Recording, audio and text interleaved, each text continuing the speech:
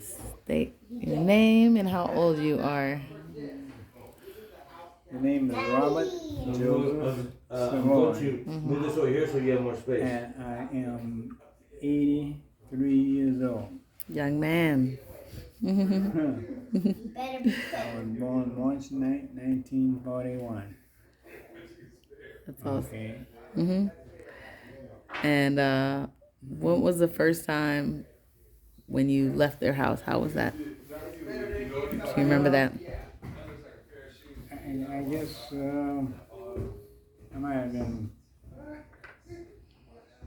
18, not quite, maybe 17, 16. For I was playing music with my brother. I have a twin brother. Uncle Sam. Yeah, and we would go to little towns, Lawtell, You may have to speak a little louder, Randy. and little towns around Center, Louisiana.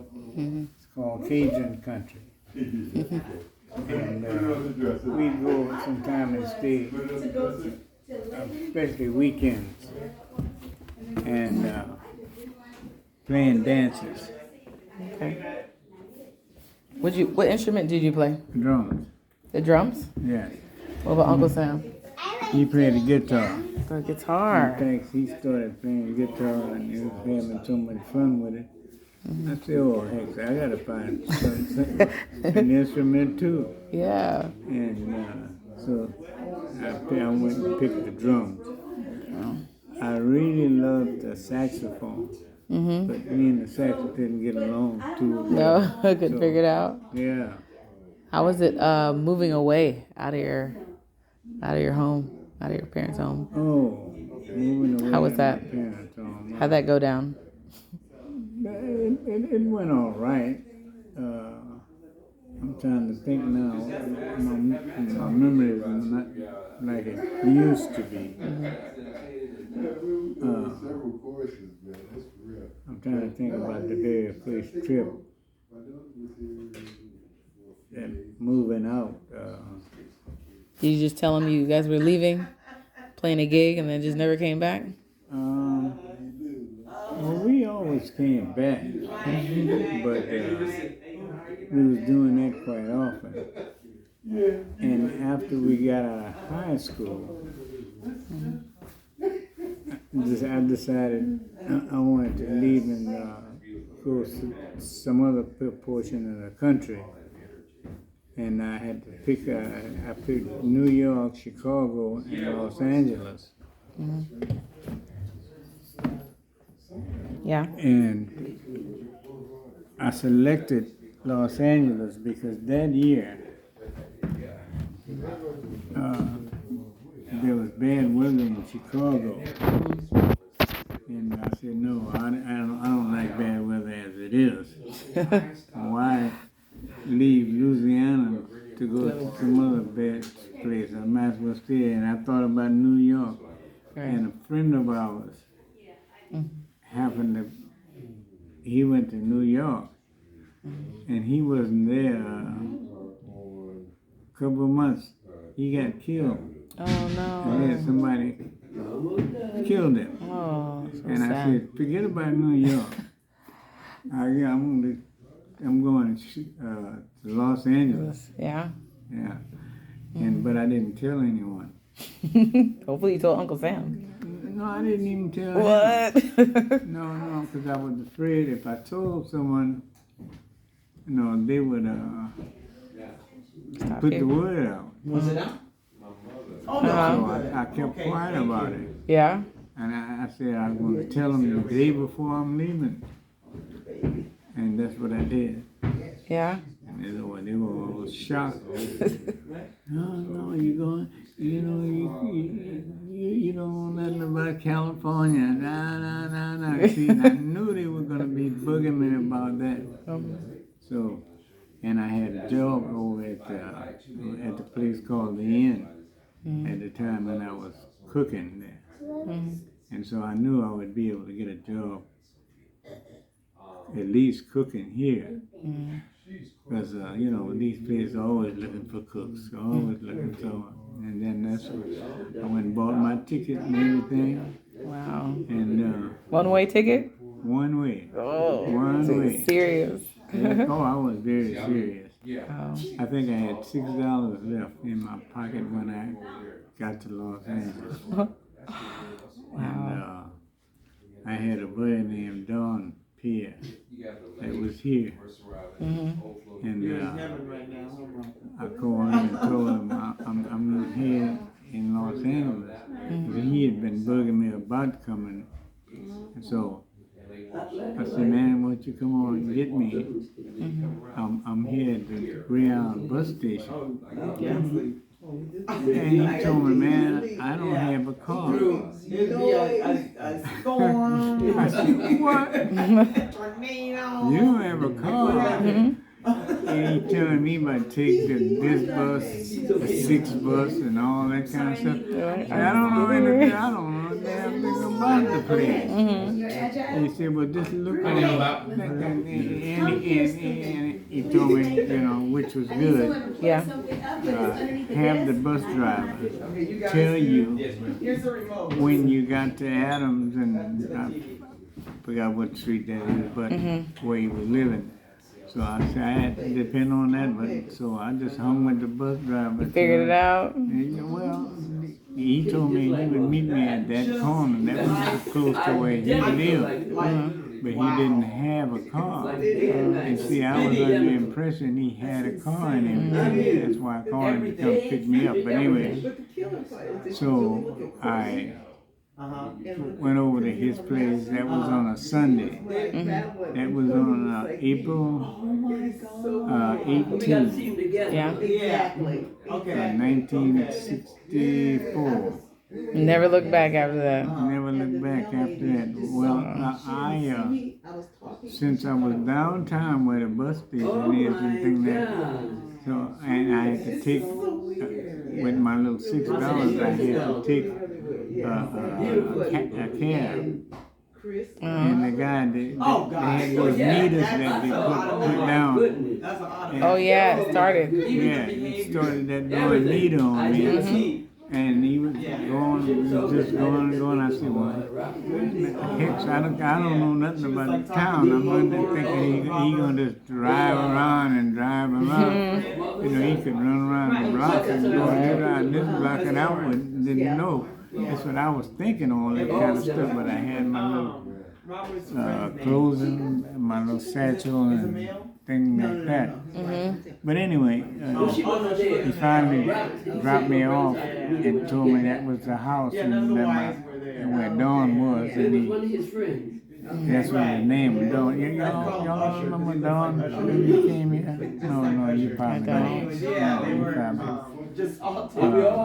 Anyway, that was a Sunday. And that my feet had swollen up so big till when I took my shoes off, I couldn't put them back on.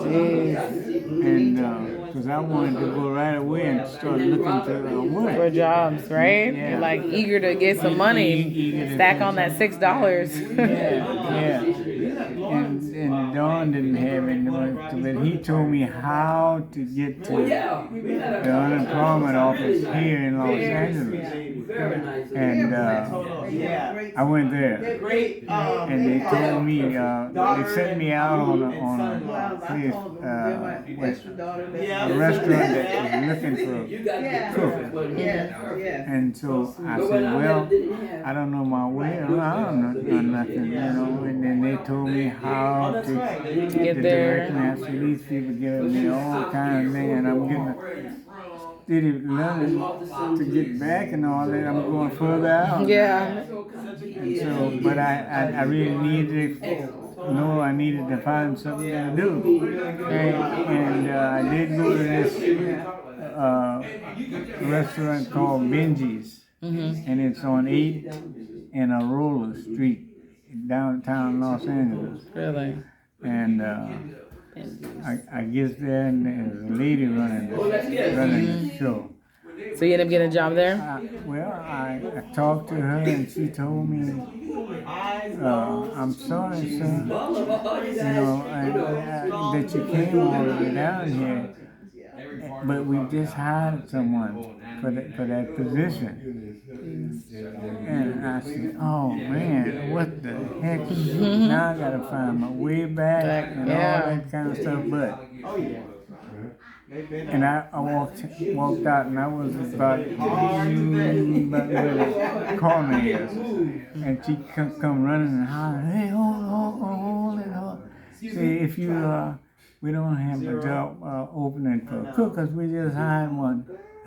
So, but we have some work to be done around here, and maybe you can help the bus boys if you want to do that until we get another opening for a cook. I say, heck yeah. You're like, a job's a job. And she said, we need a fence painted. Mm-hmm. And then you could start with that.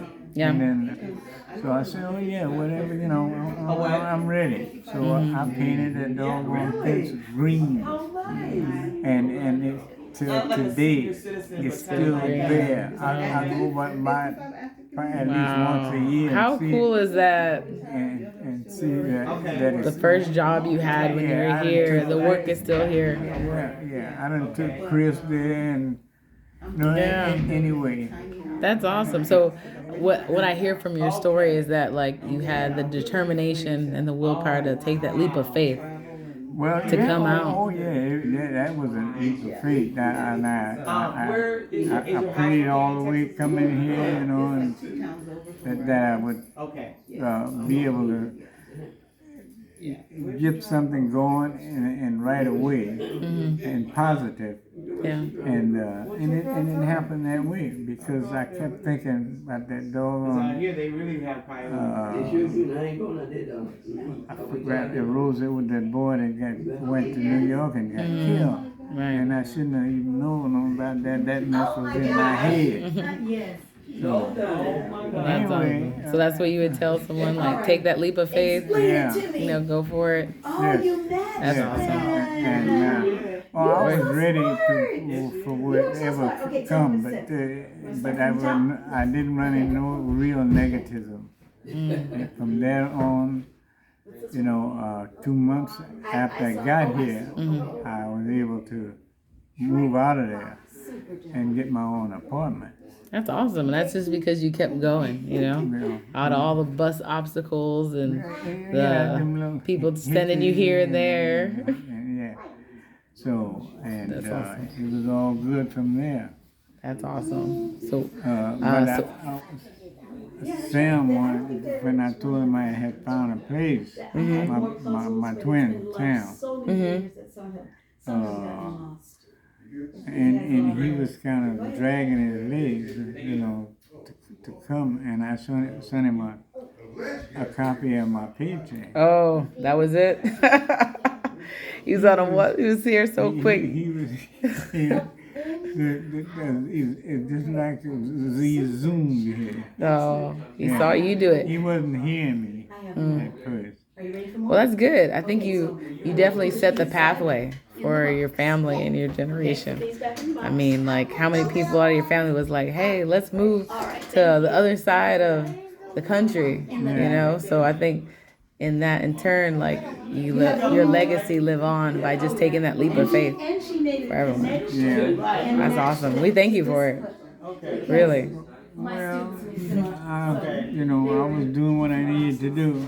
Yeah. And then the next thing was to trying to get the rest of your mother and are here. Yeah. It's getting loud, so I'm gonna cancel this. I'm gonna say bye. Okay. Well, that was my way of getting away from Louisiana. Okay. And I'm happy to be here. And thank the Lord, I'm still around. We are too, Granddaddy. Granddaddy out.